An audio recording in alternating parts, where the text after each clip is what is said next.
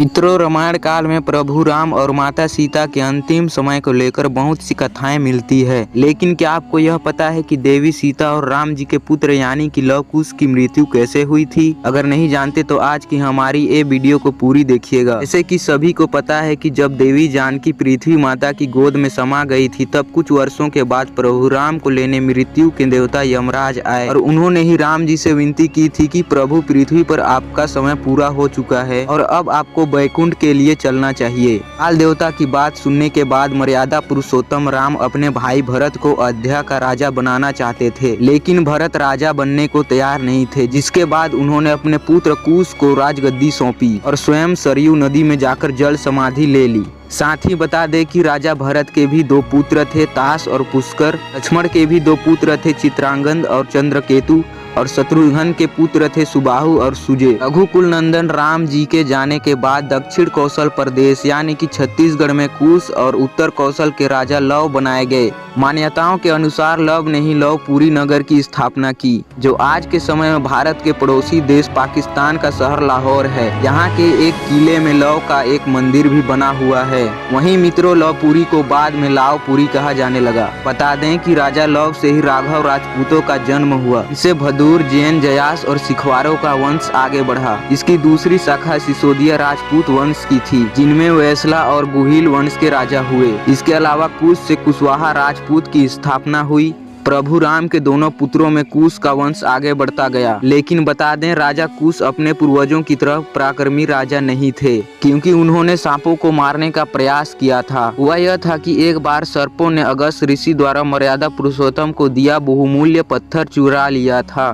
फिर एक बार दुर्जय नाम के एक राक्षस ने स्वर्ग पर आक्रमण किया और यह परंपरा सदियों से चली आ रही थी कि हमेशा से ही स्वर्ग की रक्षा करने के लिए किसी अयोध्या के रघुकुल नंदन को ही कामन संभालनी पड़ी थी। इसके बाद राजा कुश और राक्षस के बीच भयानक युद्ध हुआ और मित्रों, इसी भीषण युद्ध में राजा कुश वीरगति को प्राप्त हुए। बता दें कि रघुकुल में राजा कुश ऐसे पहले राजा थे जो किसी युद्ध में पराजित हुए, क्योंकि उनके अलावा रघुकुल का ऐसा कोई राजा नहीं हुआ जिससे किसी भी युद्ध में हार का सामना करना पड़ा हो। राजा कुश के मरने के बाद उनके पुत्र अतिथि को राजा नियुक्त किया गया। अतिथि अपने पूर्वजों की तरह एक शासक योद्धा थे। कुल गुरु वशिष्ठ मुनि जी की अगुवाई में उन्होंने कुशल तरीके से राजपाट किया और अपने पूर्वजों को आगे बढ़ाया। वहीं अतिथि के बाद उनके पुत्र निषाद राजा बने और वो भी अपने पूर्वजों की भांति एक वीर राजा हुए। वह अयोध्या के प्रति हमेशा तत्पर रहे। फिर उनके बाद उनके पुत्र को राजा बनाया गया, लेकिन राजा नल को राजपाट में कोई दिलचस्पी नहीं थी। इसके बाद वो राजपाट को त्याग कर कुछ ऋषि मुनियों के साथ वन की तपस्या के लिए चले गए। राजा के जाने के बाद अयोध्या की प्रजा को देखने वाला कोई नहीं था, जिस कारण उनके पुत्र नल को बालपन में ही राजा मान लिया गया। धर्म शास्त्रों में वर्णन मिलता है कि नल को सिर्फ 12 साल की उम्र में ही अयोध्या का राजा बना दिया गया था।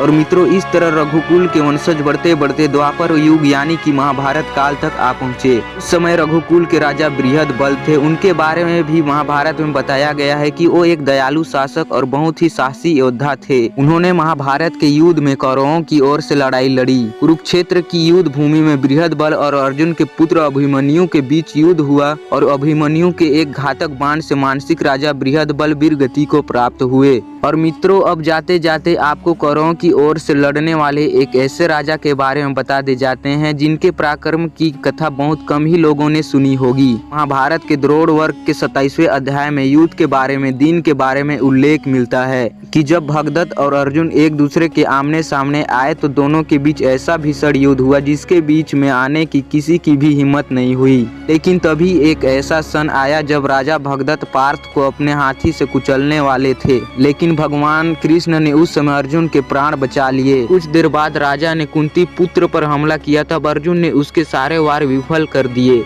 तब राजा को बहुत क्रोध आया और उन्होंने अपने वैष्णव राष्ट्र से पाक पर वार कर दिया। लेकिन उस वार के बीच में भी भगवान कृष्ण आ गए, जिसके बाद में दिव्य अस्त्र उन्हें प्रणाम करता हुआ वे जयंती माला में बदल गया। ऐसा होते देख राजा का क्रोध 7वें आसमान पर पहुंच गया। इसके बाद देवकी नंदन समझ गए कि भगदत्त का अब अंतिम समय आ गया है। फिर उन्होंने कुंती पुत्र अर्जुन को उसका वध करने का आदेश दिया। केशव ने पार्थ को भगदत्त के विचित्र रहस्य भी बताए। उन्होंने कहा कि उसकी आयु बहुत ज्यादा है, जिसकी वजह से उसके चेहरे पर बहुत सी झुर्रियां हैं। इसके कारण हमेशा उसकी पलकें झुकी रहती हैं और उसकी आंखें भी बंद रहती हैं और वह अपनी आंखों को खुला करने के लिए माथे पर पट्टी का इस्तेमाल करता है। फिर अपनी समझदारी का परिचय देते हुए सबसे पहले उसने राजा भगदत्त की पंडी पर ही निशाना लगाया, जिसके बाद वह पट्टी कट गई और जैसे ही वह नीचे गिरी उसकी आंखें बंद हो गई और तभी अवसर पाकर अर्जुन ने उसे मृत्यु के घाट उतार दिया।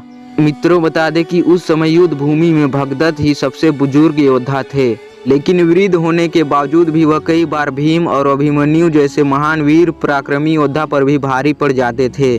तो मित्रों, आज हमने जाना कि कैसे हुई लव और कुश की मृत्यु, साथ ही जाना उस पराक्रमी गौरव योद्धा के बारे में जिसके बारे में बहुत कम ही लोग जानते हैं। अगर आप लोग को वीडियो अच्छा लगा तो वीडियो को एक लाइक, चैनल को सब्सक्राइब जरूर करें। मिलते हैं अगले